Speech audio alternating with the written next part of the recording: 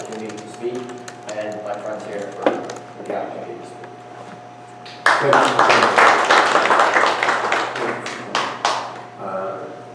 Related but not directly, I'm assuming, Walter? Right.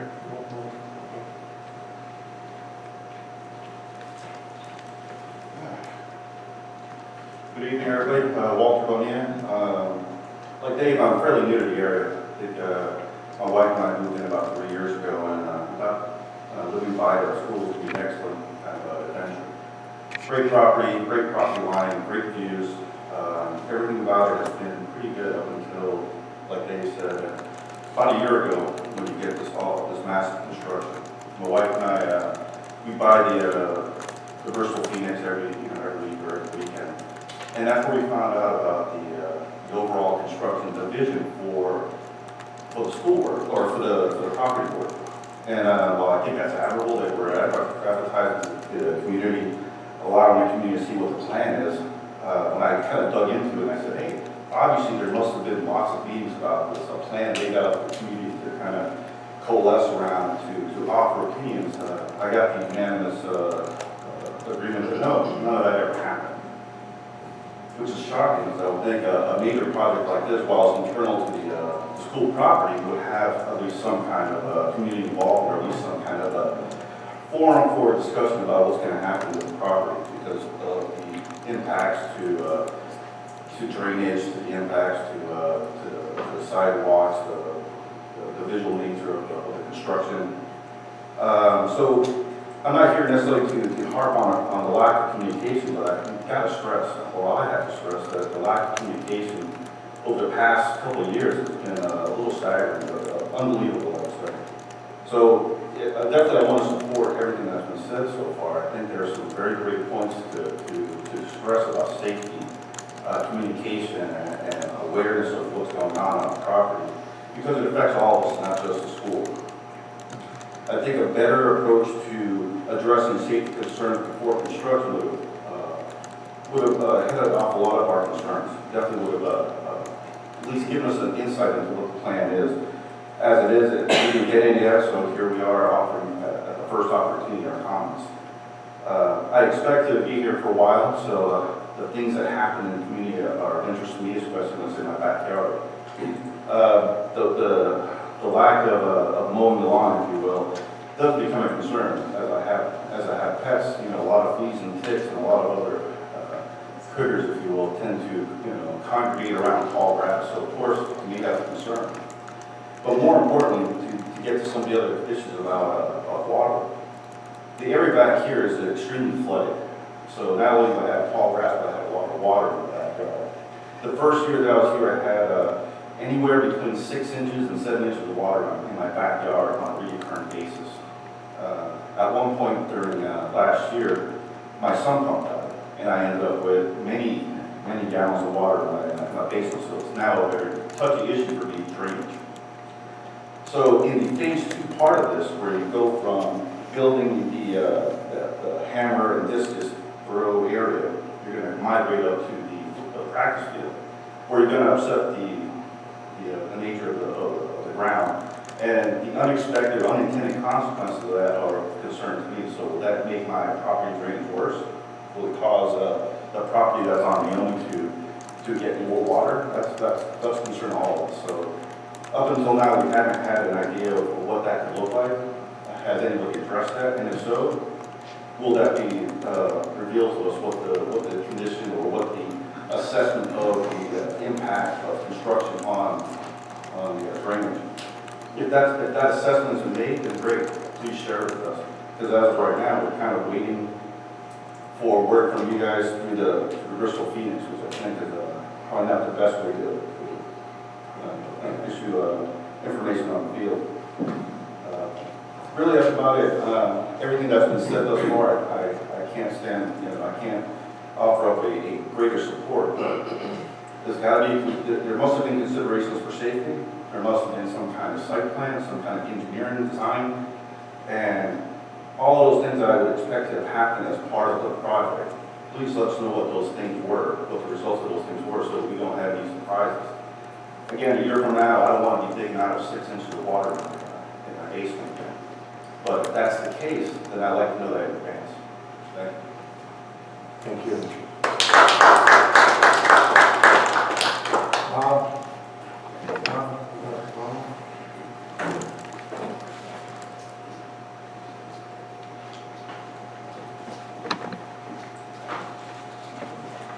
And I live on Dartmouth Street, and I have to agree with everything I'm hearing.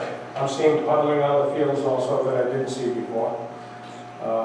One area that used to puddle, I don't see it over there anymore, but I see it in other areas on the field that has been done. I thought the drainage was supposed to take care of that. Phase 2 is going to be beginning sometime in the near future. And that's going to be right behind my house, and I'm wondering if that's going to affect me.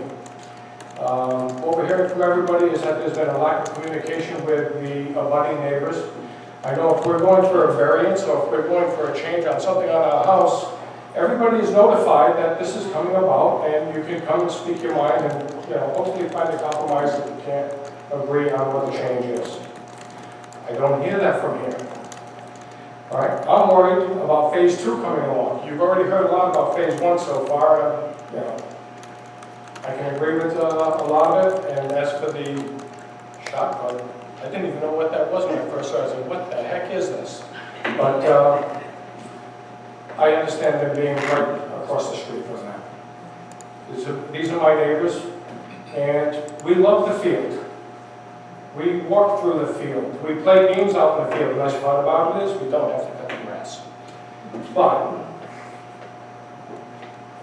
what kind of changes going to be made? As you go up to phase 2 and phase 3, can you communicate what the plan is before you begin so that we can at least get an understanding as to what's going on, and then you don't have to listen to us like this tonight? I'm waiting to hear what phase 2 is going to be, to what extent, as well as when it's going to begin. But these are valid complaints, and we've got to be communicated with. Like I said, if we were going for a variance, you would all be invited to come over and speak your mind. You didn't give us that opportunity. Please do going forward. Thank you.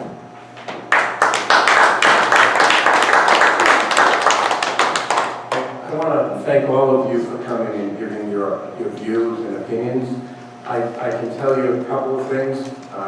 One is that the superintendent will reply to the issues that you have raised. But some of the things that you're saying are not 100% accurate, and I think I will tell you this. First off, we did not go for any variances or anything of that nature. So public, printed notice to every abutter is not something that was required. What was actually done, and it was done a while ago, was many engineering studies and meetings taking place with our building and facilities subcommittee, where there were designs, various designs and options made and discussed dealing with the drainage. Those plans, as they were approved by a building committee made up of school committee members, town council members, town administrator, and members of the public, were approved for all of the phases of this field work. So phase 2 is actually on our agenda to approve the bid tonight. The scope of phase 2, the work is all located, the designs and whatnot, between our facilities director and our superintendent's office. There are copies of those things that were there. And members of that subcommittee or that building committee were all given those, and there were many public meetings that were held to discuss it, both in the superintendent's office as well as at the high school over the course of a few years. The grant that we're utilizing was actually approved a year ago, and those plans had to be presented for that grant to be approved. So this isn't something that is happening overnight or has happened overnight without plans or engineers being involved or concepts of that. And I can tell you that you are more than welcome to contact the superintendent's office to be able to make arrangements to see what the scope of those plans are and the vision is, because I know that the Phoenix can only print so much in their paper and not give you everything that was there. But many of the questions that you asked and raised are already answered in those documents and in the reports that were received by the school committee. The rest of the things the superintendent will address. I know that he had already talked about potentially having a meeting with some of you anyway. So I know that those will be done at that level, and if you're not satisfied with the response or the answers that you get, you're more than welcome to come back and raise it in front of us again. But we will make sure that we pay attention to your concerns, because the thing that wasn't said here, by the way, is you're our neighbors and we care about you too. And we do. So, but again, I want to thank you for coming and voicing your opinion, and I want to assure you that someone will get back to you and will continue to go forward with keeping you appraised, or at least have the information available to you if you question something and ask for it. Okay? Thank you, Mr. Chairperson. Moving on is our consent agenda, and I'm going to be recusing myself from the consent agenda rather than pulling a piece off that I have a conflict with, because it's really only the personnel and our administrative support. So I'm going to recuse myself from that vote entirely and leave the vice chair to deal with taking that vote. Okay, so the consent agenda is all of the items listed on the agenda with an asterisk. They're considered to be routine and will be enacted by one motion. There's no separate discussion unless a committee member requests, in which event the items will be withdrawn from the general order of business and considered in the normal sequence on the agenda. Make the motion to accept the consent agenda. Second, all in favor? Or discussion? Discussion? I'm recusing myself in this matter.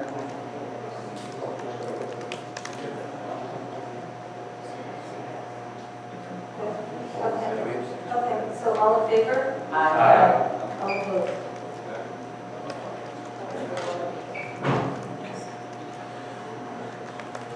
Thank you. Moving on to superintendent's recommendation to the, please, Mr. Liddell. Recommendation S2018-38 of the school committee upon the recommendation of the superintendent, supported by the policy curriculum subcommittee, approve the second reading of the annual budget policy DB. Motion to approve, Mr. Chair. Second. Motion made by Mr. Saviano, second by Mr. Bradshaw. Any discussion? Hearing none, all in favor? Aye. All opposed? The ayes have it. Next. Recommendation S2018-39 of the school committee upon the recommendation of the superintendent, supported by the policy curriculum subcommittee, approve the second reading of the agenda preparation and dissemination policy BDDC. Motion to approve, Mr. Chair. Second. Motion made by Mr. Saviano, second by Mr. Bento. Any discussion? Hearing none, all in favor? Aye. All opposed? The ayes have it. Next. Recommendation S2018-40 of the school committee upon the recommendation of the superintendent, approve the request of one family to homeschool their children for the 2017-2018 school year, adhering to all requirements as set forth by the Bristol Warren Regional School District. Motion to approve, Mr. Chair. Second. Motion made by Mr. Saviano, second by Mr. Campbell. Any discussion? Yes, Mr. Bento. One quick question. Is this family, have they been homeschooling throughout the year? This is just a paperwork catch-up, or are they planning to start homeschooling now through the last 2 or 3 weeks of classes? So this is a family that has another child already homeschooled and made that decision to homeschool their second child. So they would start. So this will be a new start, effective. Okay, thank you. Any other questions? Comments? Hearing none, all in favor? Aye. All opposed? Nay. The ayes have it. Next. Recommendation S2018-35 of the school committee upon the recommendation of the superintendent, supported by the budget facility subcommittee, approve the bid for Mount Hope High School Phase 2 field improvements. Motion to approve, Mr. Chair. Second. Motion made by Mr. Saviano, second by Mr. Odell. Any discussion? I think I know, but can we, for the record, state what the recommendation of the Budget Facilities Committee is for that?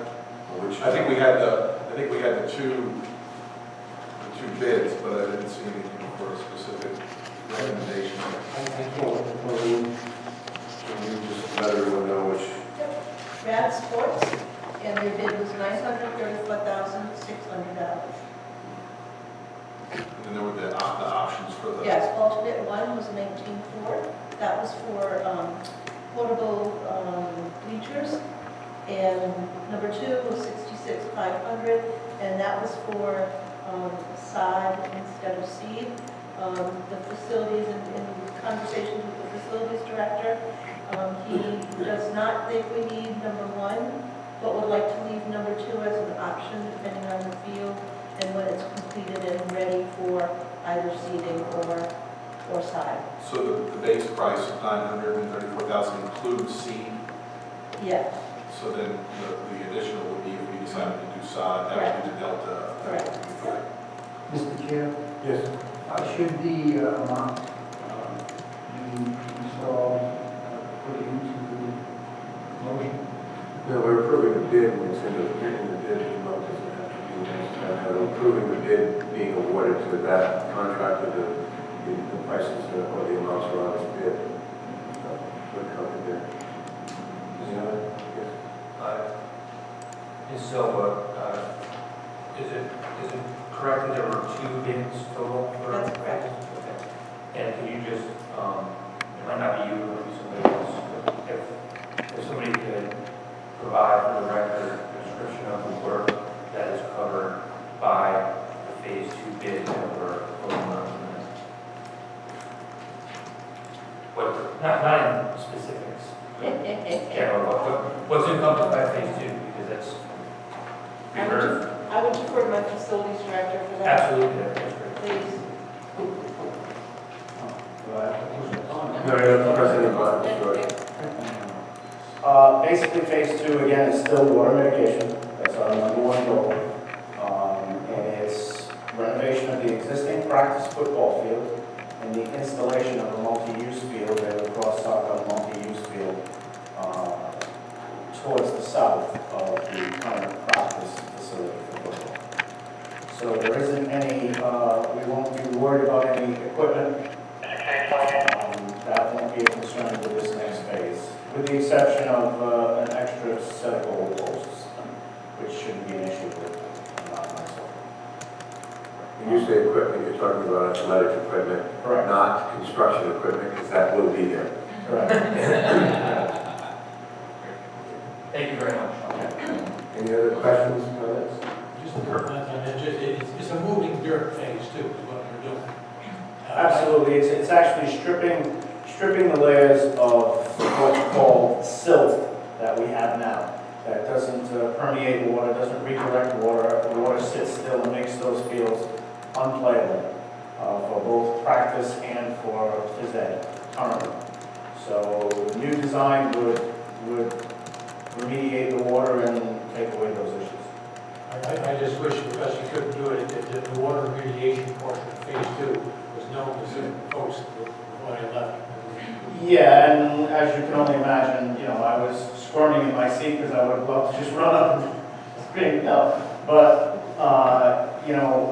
I'm all for, on the record, I'm all for meeting with the neighbors as well and giving them proper. In connection with the water mitigation and installing the new type of turf or that's going to move the water, do we have a sense of where it's moving the water to? If you heard some of the concerns earlier, you've heard concerns where there was standing water where previously there was none. The fields are designed that way. The fields are designed to take water and bring it to different areas of what we call watershed. So in other words, instead of the entire facility holding one blanket of water, we're redirecting it into certain parcels that will hold the water, if you can understand that. Right, and not into the streets. So. Correct. Any other questions? I just want to verify something very quick.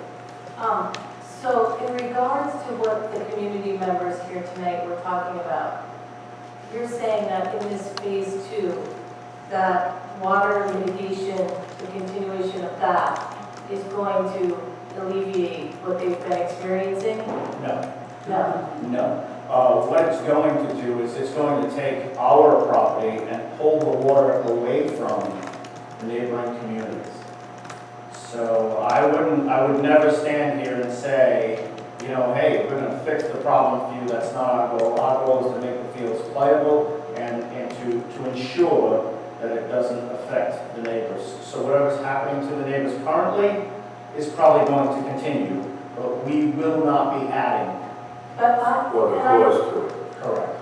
So I understand what you're saying, but my concern is that there were 1 or 2 people here tonight who said that they have had flooding in their basement or standing water on their own properties since this construction. Forever, these people have been They've in town. had that since they moved in. No, there was one gentleman, because I took notes, who said that he has not had water in his basement until this project. He had a Well, I think his sump pump let go. I think that was the whole drive behind So, his water. Why in would his he basement. mention it if it had nothing to do with, I don't know if I'm not sure, but I ask everyone, when you leave this evening, Yeah. if you could go down Naomi Street, you will see that all of the work that we're doing occurs lower than all of the property that's surrounding us, which bodes towards it's not coming from our property. That's been, I mean, I've been to town council meetings for years, and they would always go to, the Dartmouth Streets group was always at town council, they're always planning every time they want to change things. They have a water issue, my daughter lives in that area, they have a water issue. We're not, but we've been sort of a blockage for the water to keep it from Correct. flowing. What we're Absolutely. doing now is by setting up our flow to flow more More towards easily. Silver Their Creek. water should actually flow a little bit faster, and they should drain faster, though it won't get rid of their And when water. they designed Dartmouth Street along with Dixon Avenue and all of these streets combined, they never did install stormwater drainage. There isn't any stormwater drainage on Dartmouth Street whatsoever. So anything that they've experienced from day one. And just so I can get clarification, on the pooling that they were saying that they're seeing now that they didn't see before, that's intentional and by design? With the exception of just one, and I can speak to you off record on that, I wouldn't want to speak publicly, but with the exception of one area, absolutely, they were designed. Yes, Mr. Thank Chairman. you, Mr. Chair. So, George, the ultimate question is, where is the water going to go? St. Mark's Sanitary. Currently, and you know, since I've been a child playing baseball on that field, the watershed area has always been on the corner of Chestnut and Naomi Street, where the largest buildup of water would go. But prior to us developing this project, the water on our fields would remain still. Now, we are relocating it down to that watershed area and also to the connection of Silver Creek that runs through the high school. So everything that we